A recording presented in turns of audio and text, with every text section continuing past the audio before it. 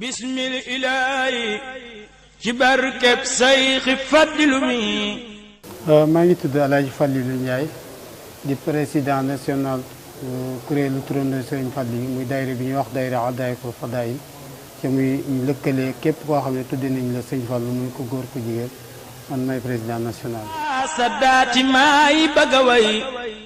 wàllu liggéey it man maay ki nga xam ne maa doon coordonné liggéey bi ginnaaw bi nga xamee ne sunu xarit sunu mbokkum taalibi Abdoulaye Sylla bu Icotaraay dugg na ci liggéey bi jël ko war koo liggéey man mii maay ki nga xam ne maa doon coordonné liggéey bi digganteem ak sëriñ bi ak digganteem ak fàll yi. ñii ñëpp yàlla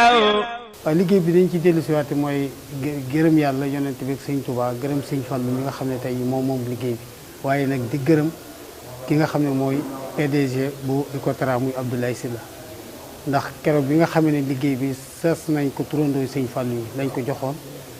ñu dajale daanaka ren ba déwén di nga xam ne mooy enveloppe bi nga xam ne moo doon liggéey bi ñu gis ne manqué na ci bëgguñu woon a liggéeyal sëñ Fallu dem ba ci biir ñu woote waat ndax sëñ Fallu yayoowul loolu ci la gis Abdoulaye Sylla dem ci muy sama xarit ñu yàgg nekkoon ba ñuy gone ba nëgë ni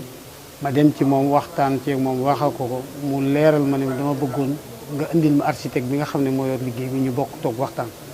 ma jël architecte bi mi ngi tuddoon Abdoulaye Dramé di doomi El Hadj Dame Dramé mi nga xam ne moo nekkoon particulier secrétaire particulier bu Sëñ Fallu ma yóbbu ko ñu bokk toog bureau mu laaj ko mu ne ko liggéey bi tàng moo koy liggéey. ñu ko defee mu ne ma Sëñ Fallu man day lenn ñaar laa ci duggee ma ne ko mu ne ma nga jox la li nga xam ne moom la wax ne moo koy liggéey wala nga bàyyi ma liggéeyal ko sama bopp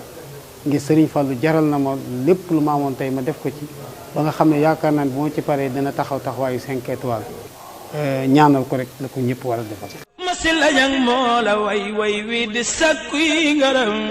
ci yàlla ak ci sëriñ. xayma ko moom dana jafe milliard mu weesu na ko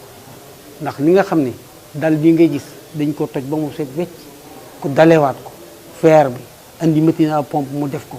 weer yi lépp kuy bi lamp yi rek daanaka de douane maam àggoon na ci 80 millions kon moo lay wax ne ma liggéey bi daal boo ko xaymaa dëgg-dëgg 1 milliard nangam war nañ cee dem man loolu leer na ma te ñun ñu ngi ko xayma woon ci 200 nangam millions ba njëkkee fii waaye lamp yi donc moo raw la nga xam ne moom lañ xayma woon kon nag wax dëgg yàlla